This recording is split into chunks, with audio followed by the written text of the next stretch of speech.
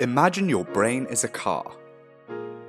Your IQ can be thought of as the car's engine, determining how far and fast you can move along a straight road or process information. In reality, however, the roads we travel down are full of bends, signposts, and traffic. Every day we encounter different rules, people, tasks, and information. Just like a car, our brains must be able to steer, changing how we respond and act in different situations. This is our cognitive steering. Our research has identified that there are 4 levers that you can pull to effectively steer. Steering our trust of self allows us to regulate how robust or permeable our sense of self is as we encounter different situations, people, and events. Just like a car, over time, our cognitive steering can develop biases in how it steers the road ahead. We may develop a bias towards either high or low trust of self.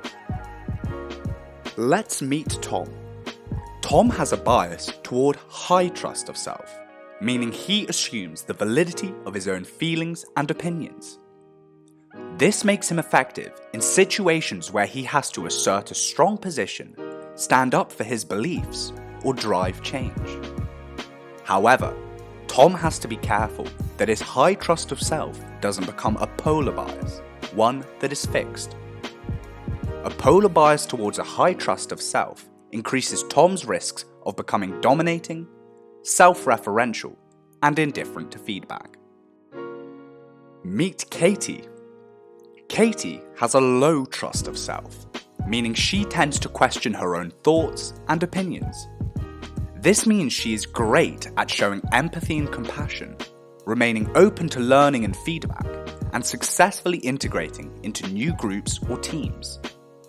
However, Katie also has to be careful that her low trust of self doesn't become a polar bias. A polar bias towards a low trust of self increases Katie's risk of becoming overly compliant, too eager to please, and constantly self-doubting. Now, let's meet Jess. Jess knows that to be socially and emotionally effective, she must be able to steer her trust of self from context to context, matching every situation. For example, faced with taking a stand or delivering a strong message, Jess can steer towards a higher trust of self. On the other hand, in situations where she needs to learn, fit in, or let others take control, Jess can steer toward a lower trust of self.